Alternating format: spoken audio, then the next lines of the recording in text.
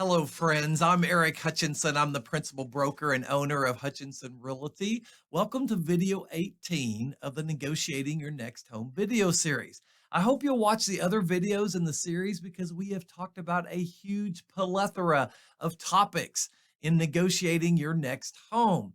Today, we're going to be talking about the closing date modification addendum. This is after you have already negotiated with the seller your next home and you are under contract. You've probably already done the home inspection, and for whatever reason, either you or the seller needs to change the closing date.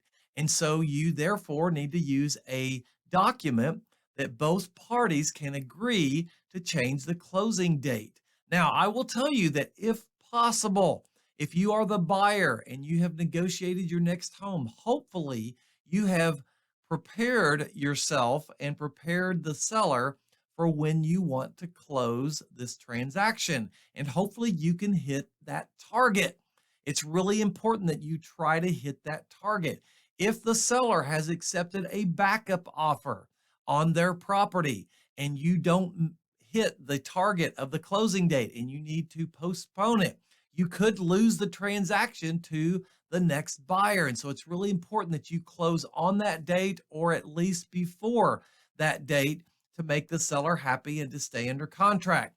So I'm going to move over to the closing date modification addendum that you can see on the right-hand side of your screen. It's a one-page document. It's not very complex. It basically says that both parties have agreed to change the closing date to a particular time.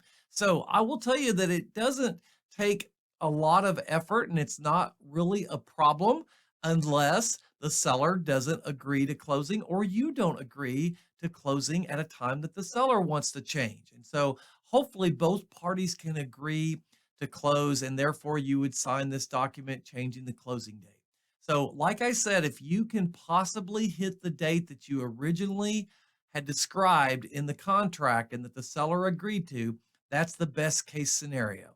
The good thing is that if you close before that date on the contract and the seller is okay with it, you don't need a document. Or if you change the closing date to an agreed upon time and you decide to close before this date on this addendum, that's okay. As long as you close before, you're good. But the problem comes is then whenever one or both parties don't agree on when the closing date is going to be changed to, and the closing date has to be moved after the contract closing date, or if another date is pushed after this document has been signed, then that becomes a problem. So try to hit the closing date. That's really important. This is just a really small document and it shouldn't be too difficult to work out with the buyer and the seller unless there's a backup contract that maybe supersedes the first contract if the closing date is not met. So try to meet that contract. It's really important. I hope that this has been informative. It's not a very long video, so hopefully it makes sense to you. Hit that closing date. It makes everybody happy if you can.